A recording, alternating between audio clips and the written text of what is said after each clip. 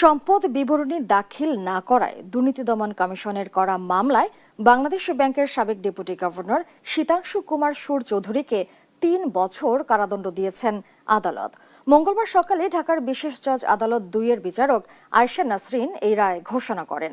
মামলার অভিযোগ থেকে জানা যায়, আসামি এসকে সুরের বিরুদ্ধে আয় বহির্ভূত সম্পদ বা সম্পত্তির মালিক হওয়ার অভিযোগে নিজের ও তার উপর নির্ভরশীল ব্যক্তিবর্গের স্বনামে বা বেনামে অর্জিত যাবতীয় স্থাবর বা অস্থাবর সম্পদ বা সম্পত্তি দায় দেনা, আয়ের উৎস ও তা অর্জনের বিস্তারিত বিবরণীর আদেশ পাওয়ার 21 কার্যদিবসের মধ্যে দাখিল করার জন্য নোটিশ জারি করা হয়।